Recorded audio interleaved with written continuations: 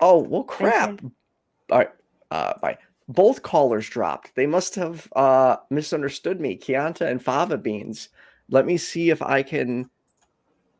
God, it won't let me call back. Yeah, Well, if sorry. you want to call. I should have worded that more clearly. A third line came in. I was only referring to the third line, not the second line. I apologize. Chianti, we were about to get to you. It's all your fault, Ethan. All my fault. Totally my fault. No, it's fine. Guess what I'm doing tomorrow morning? There we go. There, Chianti and Fava Beans is back. Okay. Guess Hey, I'll tell you Chianti. later. Yeah, hiya. Hey, you're on with Hannah and Ethan. Hi, Ethan. Hi, Hannah. How are you? Hello.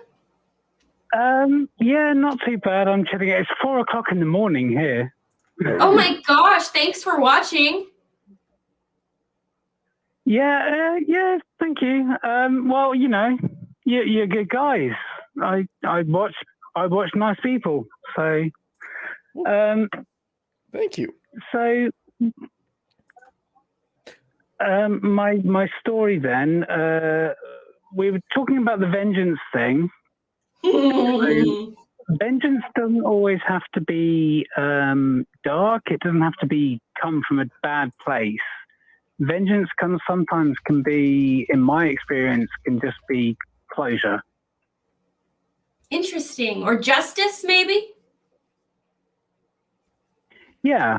So my story, if you can indulge me for a minute. I'd love to. My story was basically, I was with a guy for many, many years, and very, very abusive. And one of the things that he used to do was, one of the things he used to do was he used to like to tie me up in a room, lock the room, and leave me completely isolated for sometimes days. Oh my God. Yeah, it was a thing.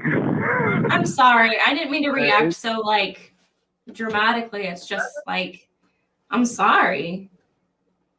No, yeah, thank you. I appreciate that. I mean, it was 6 years ago.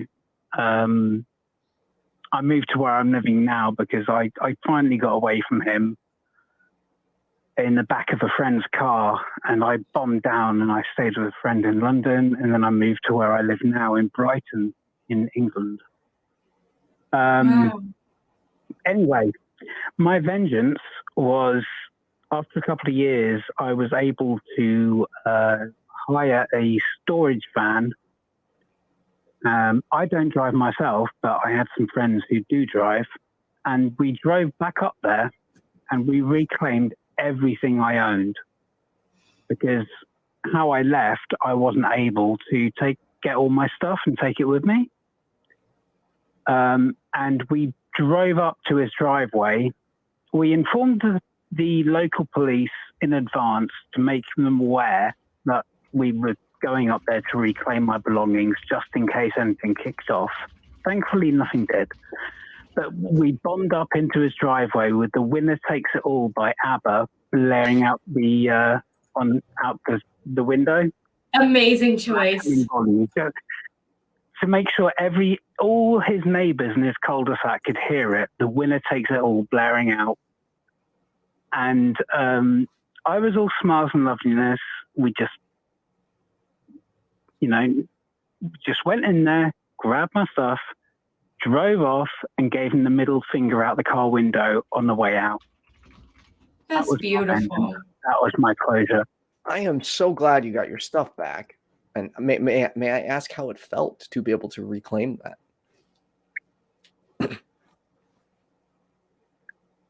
So cathartic. What'd you say? Cathartic.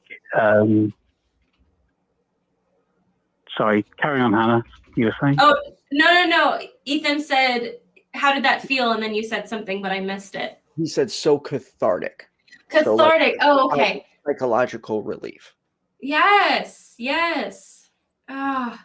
What a beautiful story. I feel like that needs to be like a scene in a movie, especially with ABBA playing. Ah, That actually would be a really good movie I wanted scene. to do it in the campest way possible. Just say, you have not defeated me. I am living my life. I am happy. You have not destroyed me, because he spent 5 years just trying to drag me down and break me. And I just wanted to show him, you did not beat me. I'm proud of you. Thank you.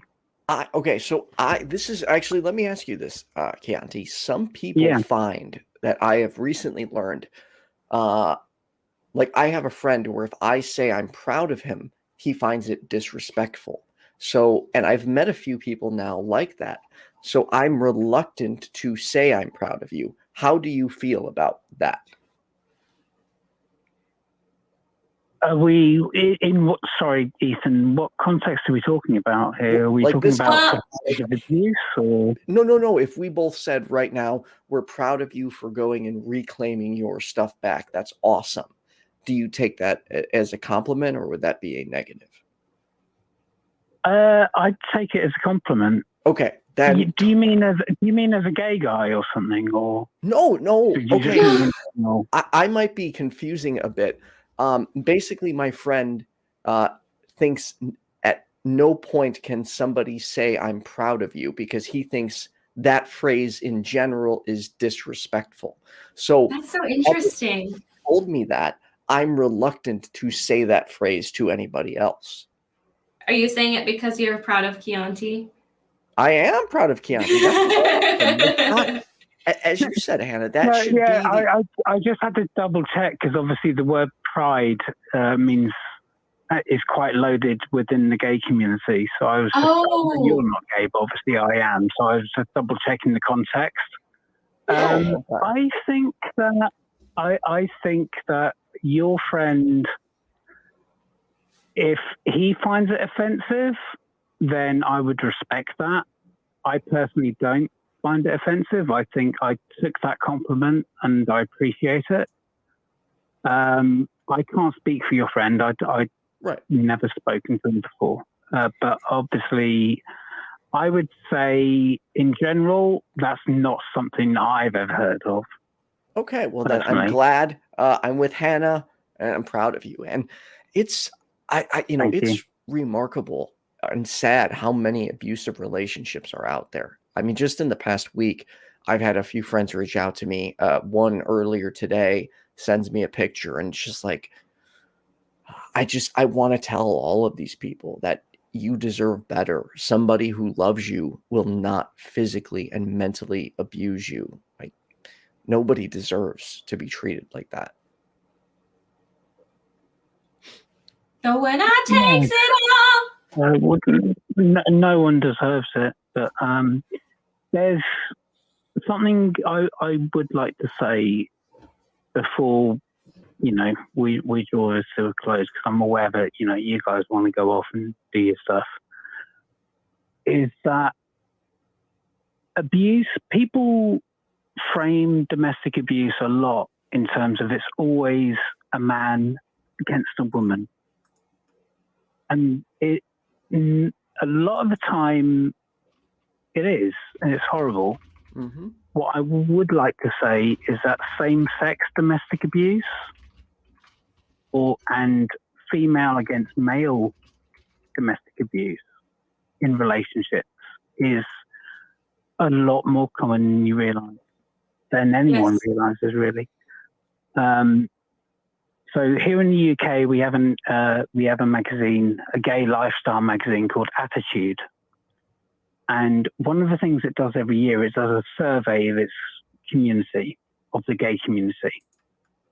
And 90% of gay men have been in abusive, same-sex, domestic abusive relationships. And if I recall, 70% of lesbian couples, lesbian women, have been in abusive relationships. Over 90% of trans people have been in abusive relationships. And the unreported statistic for straight men is over 25% of straight men have been in abusive relationships where they were the victim. It's got to be more. I knew it was high for the trans community. I did not know it was that high for like gay men. Like honestly and sadly, I didn't. I have been very narrow-minded in that sense. Like when I think of abusive relationships, in my head, I still classically think of a man abusing a woman, and that's something I'm working on, and I have to like remove that from my brain because it's happening everywhere in all types of relationships. No, I'm a